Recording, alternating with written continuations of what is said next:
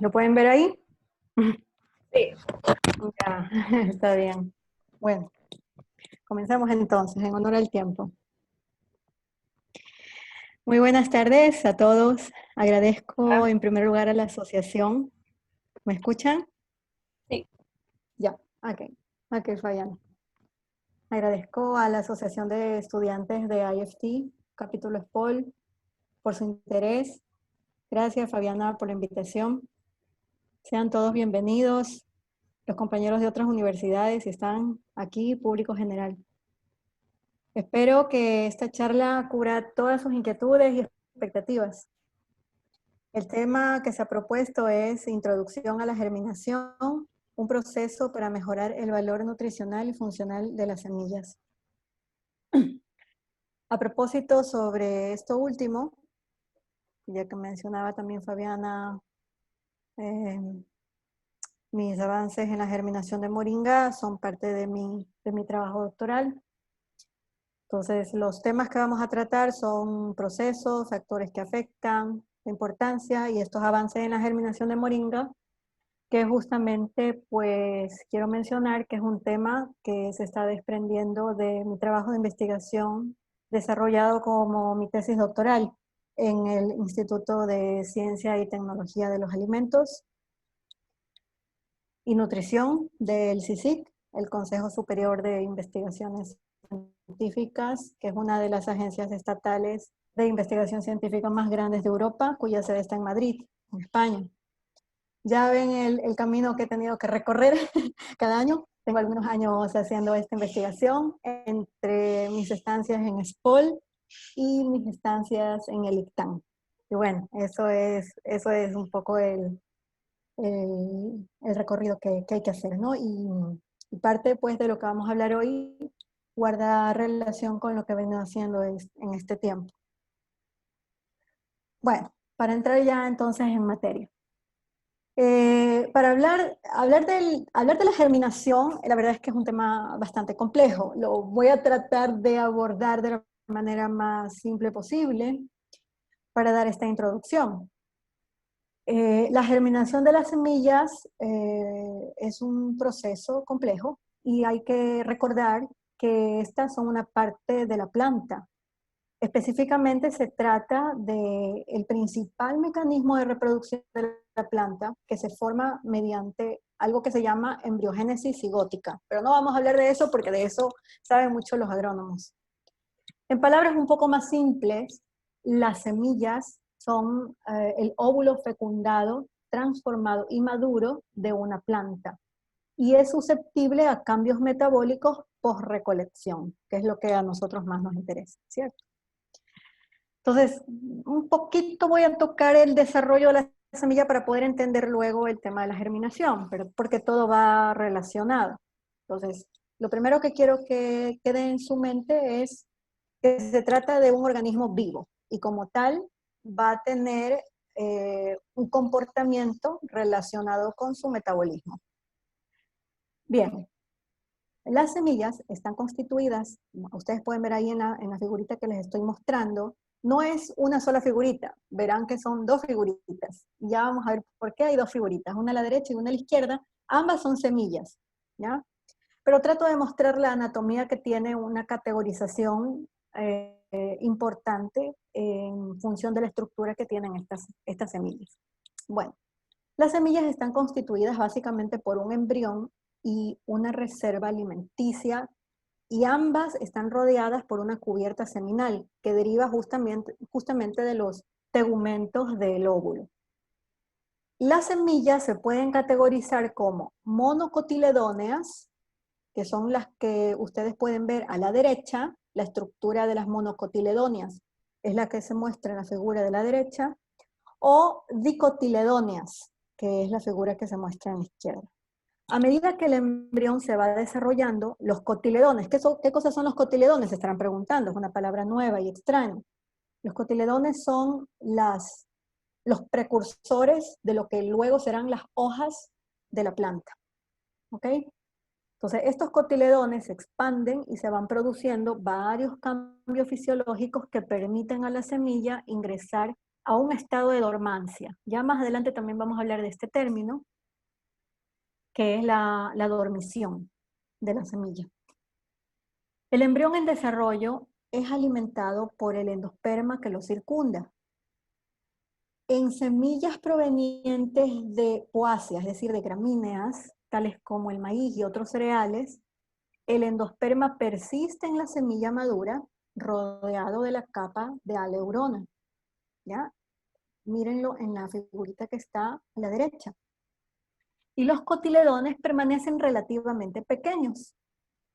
¿No? Ustedes pueden ver ahí, dice escutelo cotiledón, es pequeñito. Lo que más se puede observar en la semilla monocotiledónea es el endosperma. ¿Ok? Mientras que el caso común en las eudicotiledóneas, es decir, las que están en la figura de la izquierda, es que sea enteramente absorbido por los cotiledones. Entonces, la mayoría de la semilla queda ocupada por los mismos, como se puede apreciar ahí en la figura. He puesto además unas figuritas para que ustedes sepan a qué tipos de semillas corresponden cada uno. Entonces notarán que a las monocotiledóneas pertenecen, digamos, las poáceas, ¿no? Todos los que son cereales, el arroz, el trigo, la avena, el sorgo, el mijo, bueno, la cebada, etc. Mientras que a estas dicotiledóneas pertenecen más bien los porotos, los frijoles, las arvejas, las judías, las leguminosas, ¿ok? Más las leguminosas. Ahora bien, el embrión maduro está formado por un eje que tiene una apariencia de tallo que lleva uno o dos cotiledones, por eso es que mayormente se le llama dicotiledónea, porque en general siempre presentan dos cotiledones. Y en el polo inferior se encuentra este meristemo radicular a partir del cual se desarrollará la raíz embrionaria o radícula. Esta es la que es la parte interesante e importante en la germinación, ¿verdad? La radícula. Ya vamos a ver más adelantito por qué estoy diciendo esto. Hay una gran diversidad de proteínas, de carbohidratos, de lípidos en las semillas, así como enzimas. Por ejemplo, enzimas sucrolíticas, están las invertasas, está la sacarosa sintetasa. Todas estas enzimas son las que metabolizan la sacarosa. Las semillas que almacenan almidón, tanto monocotiledóneas, es decir, los frijoles o las arvejas, como, perdón, el arroz, el trigo, los cereales, como las dicotiledóneas, como los frijoles y las alberjas, tienen una gran importancia agronómica y eso ya lo conocemos todos. Pero también quiero que sepan que existen otros tipos de semillas, en contraste a estos, de interés económico, como las semillas oleaginosas, es decir, aquellas que comercialmente se las busca porque almacenan mayormente lípidos. Y además hay otras semillas con una alta proporción de sustancias proteicas. En este grupo, pues, podemos mencionar a la soya, que puede tener hasta un 40% en peso seco de proteína, ¿verdad?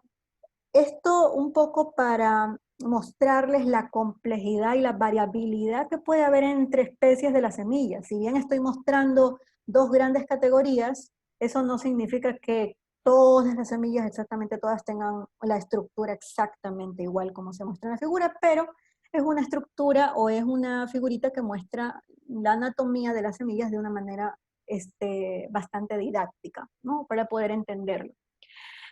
Cabe señalar entonces que las reservas de estos nutrientes, principalmente proteínas, lípidos, carbohidratos, están o se encuentran en diferentes organelos dentro de estas semillitas.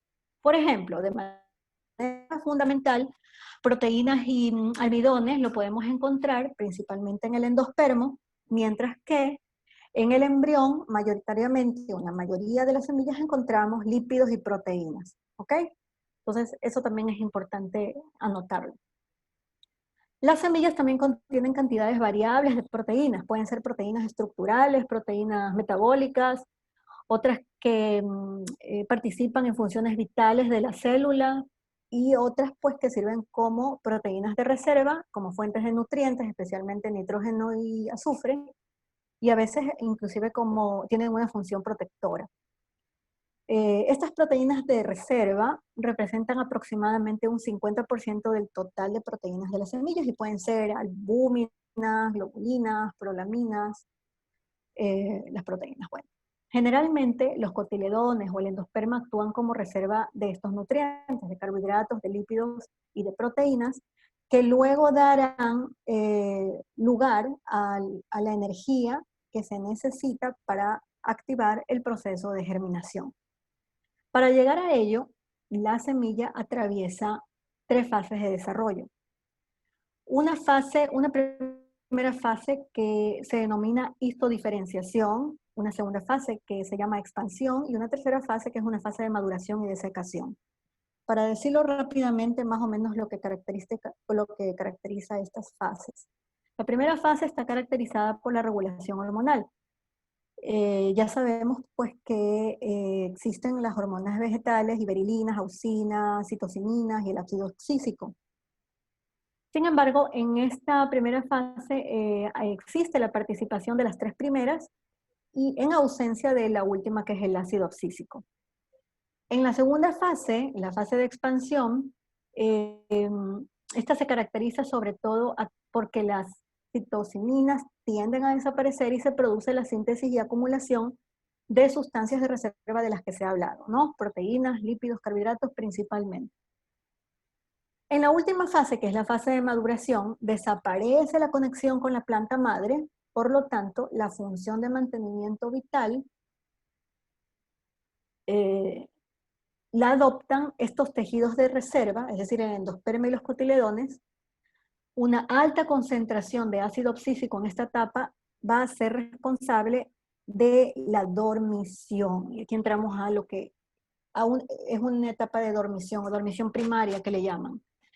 Esta dormición es una etapa o es un estado en el cual la semilla no germina. Entonces, al haber mucho ácido oxísico en esta etapa, permite que, o mejor dicho, no permite que la semilla vaya a germinar sobre la planta madre. ¿Ok? Esta etapa final se caracteriza por la inhibición de un gran número de procesos metabólicos, entre ellos la actividad respiratoria, la cual adquiere valores muy pequeñitos, apenas detectables, con el fin de mantener a la semilla en un estado metabólico basal, que algunos autores denominan quiescente. Entonces aquí vemos 2 términos, ¿no? El término dormición y el término quiescente. Algunos autores no hacen una diferenciación entre ambos y simplemente hablan de un reposo. La semilla se encuentra en un reposo, pero es importante técnicamente conocer cuál es la diferencia entre estos 2 estados. Si es debido a la existencia de factores que actúan desde la propia semilla, no permitiendo su germinación, es que la semilla presenta dormición. Es decir, la dormición es cuando los niveles de ácido oxísico estarían muy elevados, ¿ya? Porque ellos inhiben la germinación. En cambio, una semilla quiescente, en el momento que se le dé las condiciones favorables para germinar, ella va a germinar. ¿Okay? La inhibición de las semillas quiescentes en condiciones óptimas de oxígeno, iluminación, temperatura, pone en marcha el conjunto de mecanismos fisiológicos a través de los cuales la semilla va a germinar, ¿ya? Entonces ahora hablemos qué es la germinación. Y para hablar de la germinación vamos a mirar 2 criterios.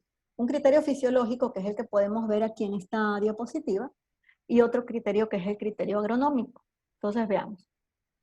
La germinación es un proceso que está marcado por factores genéticos y condicionados por otros factores externos como el oxígeno, la iluminación, el agua del ambiente, la temperatura, entre otros.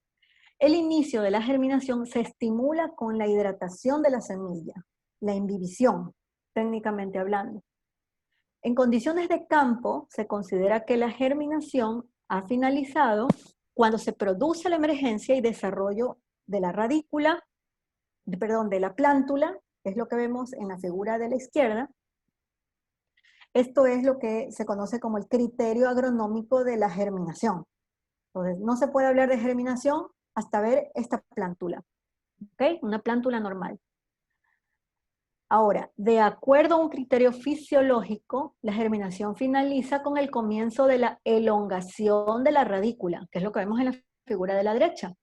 En condiciones de laboratorio, la posterior rotura de las cubiertas seminales por la radícula es el hecho que se utiliza para considerar que la germinación ha tenido lugar. Por eso yo he puesto en esta lámina que ese es el criterio fisiológico y lo he marcado inclusive con estas flechitas naranjas, el momento en que la semillita se ve que el crecimiento de la radícula provoca el rompimiento de la cubierta seminal de la semilla y emerge, ¿no? Entonces, en ese momento, cuando notamos eso, fisiológicamente se puede decir que la semilla ha germinado. Y ese es el criterio que se utiliza en las condiciones de laboratorio. Notarán que en esta figura de la derecha, pues ya la radícula ha alcanzado inclusive una longitud mayor, ¿no? Entonces ya hace rato que se inició esa germinación.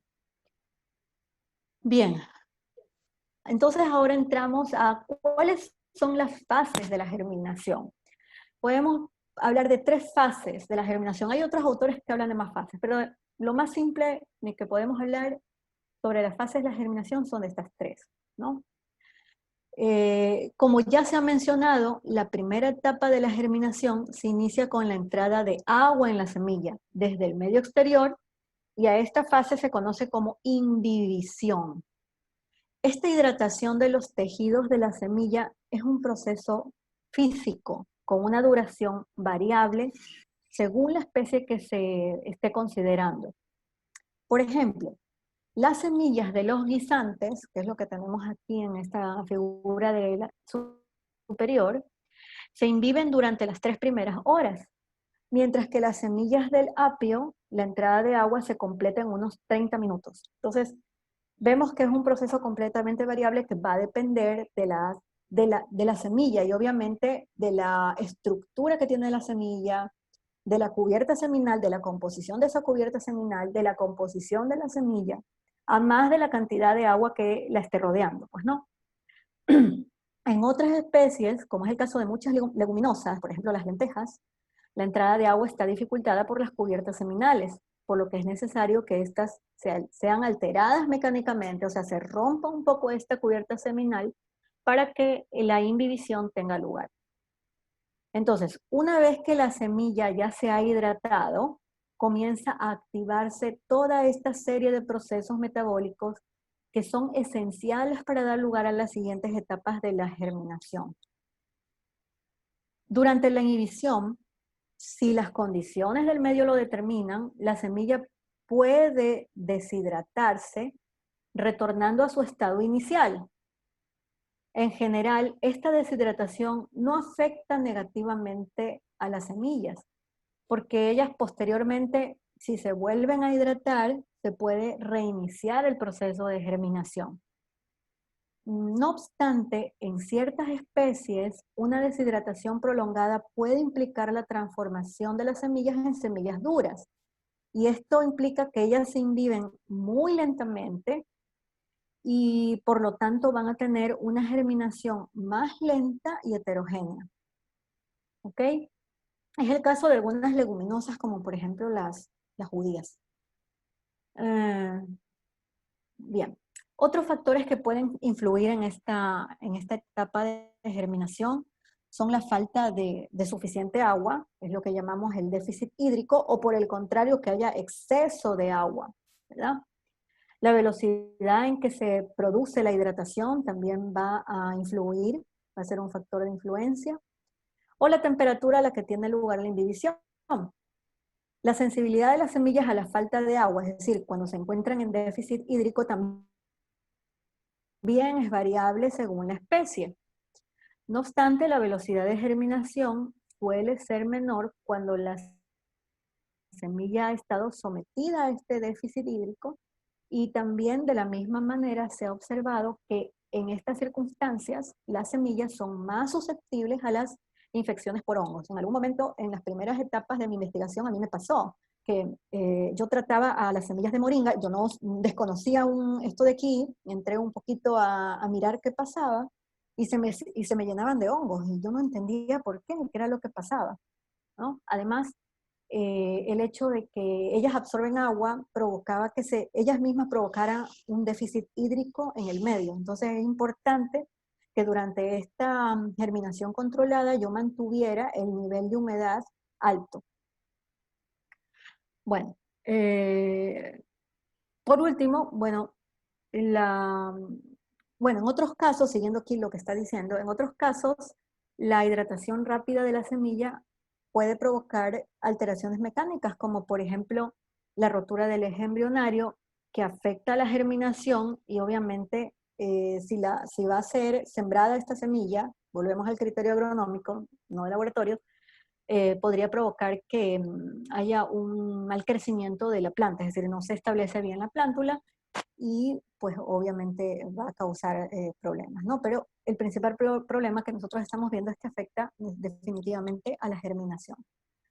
Por último, el último factor que estamos viendo en la inhibición es la temperatura.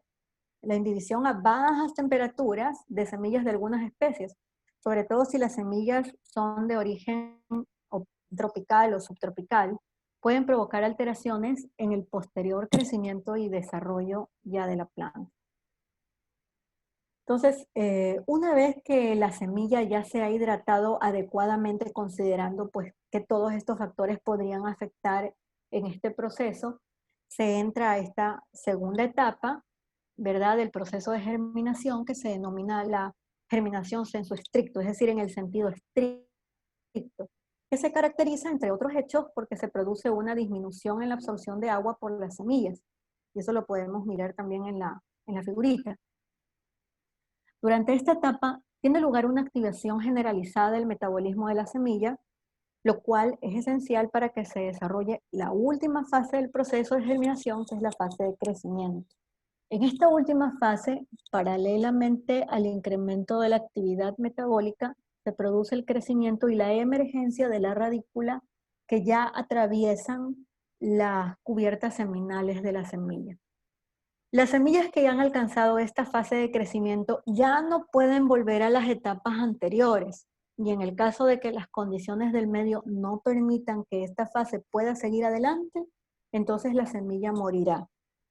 Estamos hablando de que en todo este momento, desde que la semilla se desarrolló en el óvulo de la flor hasta este momento, está viva, es un organismo vivo, ¿verdad? Que respira y que presenta unos procesos metabólicos donde se incluyen, ¿verdad?, la actividad enzimática y la degradación o la transformación o la movilización de los nutrientes. Una vez que la radícula ha roto estas cubiertas seminales, se inicia todo un proceso bastante complejo y variable según las especies y aún también dependiendo de la variedad dentro de la especie. Estos cambios implican un elevado gasto de energía que se obtiene mediante la movilización de estas reservas nutritivas que están dentro de la semilla, que ya hablamos. Con respecto a esta movilización, se pone de manifiesto que en cada caso, como ustedes lo pueden ver en el esquema, la movilización implica la degradación de los compuestos de reserva hasta unidades que puedan ser utilizadas por la semilla en la obtención de energía química que se va a involucrar en el proceso de germinación. ¿Okay? Esto significa que y esto aquí es importante acotar una cosa, eso significa que mientras más tiempo dure este proceso de germinación, mayor energía va a requerir, entonces más energía se va a gastar. Entonces, mientras más deje crecer la radícula, más energía voy a gastar. Entonces, es importante que cuando la radícula, por lo menos para nosotros, ¿no?, en el laboratorio, si nosotros queremos conservar esa energía en la semilla, porque nuestro interés principal es la alimentación, entonces queremos guardar esa energía dentro del alimento, en este caso la semilla germinada, entonces debemos observar muy bien el aparecimiento, ¿verdad?, la emergencia de la radícula en sus primeros estadios, cuando tiene una pequeña longitud. A medida que va aumentando en su longitud, obviamente va a ir gastando más las reservas y más la energía. Menos para nosotros, más para ella, ¿verdad? Bueno, entonces, ya hablando del proceso en sí en laboratorio, podemos notar entonces que podemos controlar este proceso de germinación en la semilla en el laboratorio, controlando diferentes factores externos y utilizando obviamente una cámara como la que muestro aquí en esta imagen. Esta foto es de la cámara para ensayos de germinación, que utilicé allí en el ICTAN, en el CSIC, en condiciones controladas que ya vamos a hablar más adelante. Entonces, ¿cuáles son estos factores externos? Vamos a hablar uno por uno. Voy a comenzar por quizás el que es más relevante, que es el agua, es la hidratación, porque ya vimos que en el momento de que se produce la entrada del agua en la semilla, en el tejido celular, ¿verdad? Es cuando comienza el proceso de germinación. Entonces, la entrada de agua a la semilla es un proceso físico que se produce por capilaridad a través de las cubiertas seminales. La hidratación de los tejidos de las semillas no durmientes, ¿verdad? En estado quiescente, es el paso previo para que la germinación pueda continuar siempre que las condiciones, las otras condiciones, temperatura, el aporte de oxígeno, iluminación, entre otras, sean las adecuadas. Ya se ha mencionado que la magnitud de la fase de imbibición está determinada por la permeabilidad de la cobertura seminal, la disponibilidad de agua en el ambiente, así como la composición química de la semilla. Quizás algo que no he mencionado respecto a esto último es que, por ejemplo, las semillas ricas en proteínas absorben gran cantidad de agua, mientras que las oleaginosas absorben menos. Entonces ahí tenemos y ahí una diferenciación. Para que ocurra la germinación, cada especie necesita absorber un cierto número de humedad. Y aquí otro detalle importante, que no es lo mismo germinar el maíz, que germinar el arroz, que germinar una semilla de maní, por ejemplo, etcétera, ¿no? Porque cada una de ellas va a necesitar absorber un cierto mínimo de humedad para comenzar su germinación, unas más que otras. Las semillas con alto contenido de proteína necesitan un contenido de humedad mayor que semillas con niveles bajos de proteína. La existencia de un exceso o déficit de agua ya vimos que afecta negativamente a la germinación o inclusive la impide, la para por completo. Por regla general, la germinación de la semilla, o sea, por regla general, ¿no? Sabemos que hay ciertas excepciones, es decir, hay algunas especies que superan el estrés hídrico, por ejemplo, gracias a mecanismos adaptativos que poseen y que les permiten establecerse en estas condiciones adversas.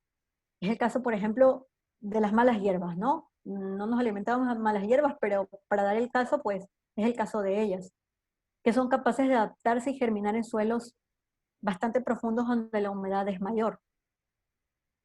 Las semillas que se han hidratado y luego se deshidratan, pudiendo este ciclo repetirse varias veces, inclusive en algunos estudios se ha hecho, ¿no?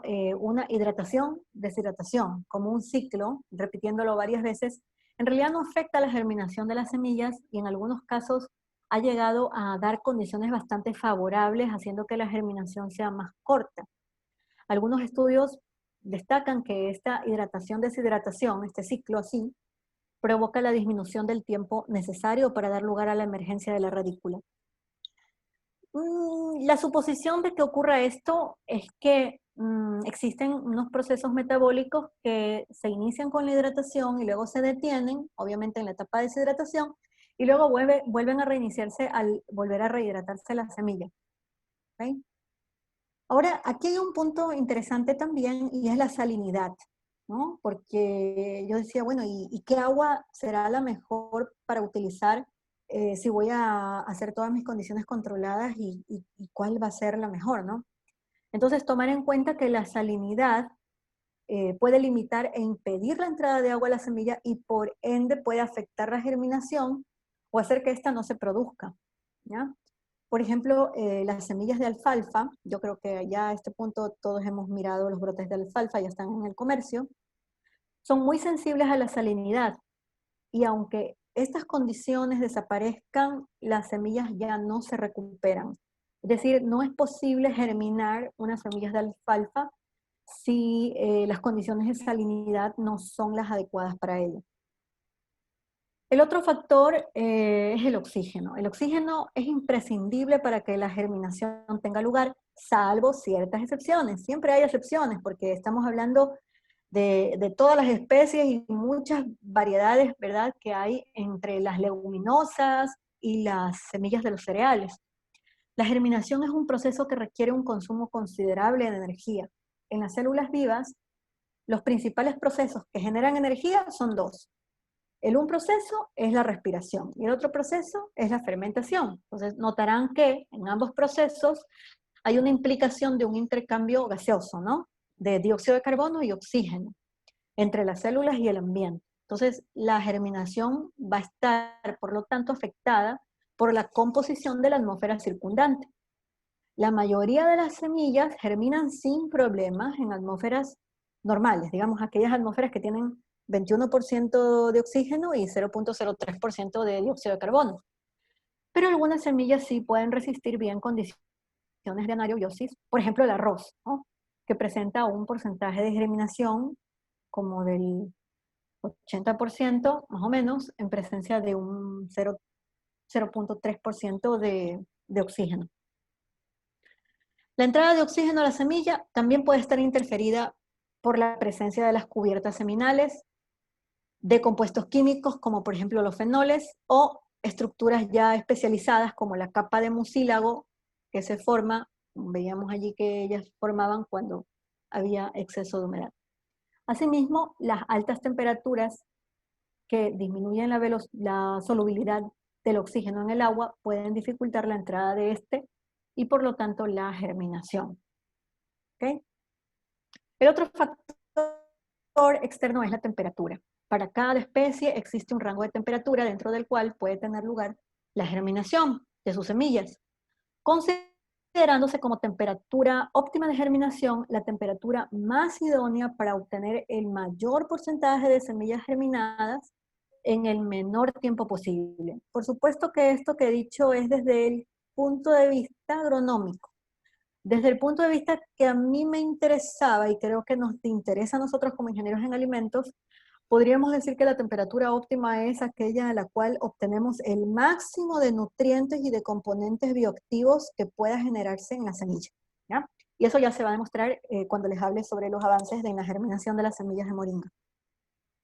El rango de temperatura en el cual germinan las semillas también es variable en función de distintos factores como por ejemplo la variedad de la semilla y también el origen geográfico.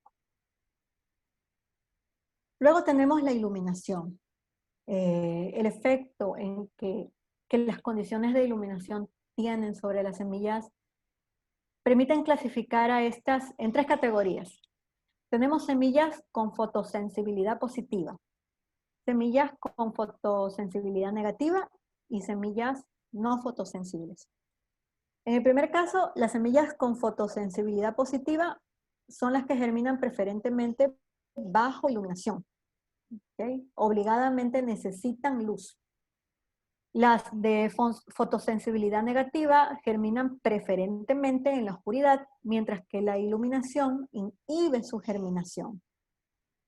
Y las no fotosensibles son semillas que germinan independientemente de las condiciones de iluminación. Ellas pueden germinar con luz o sin luz.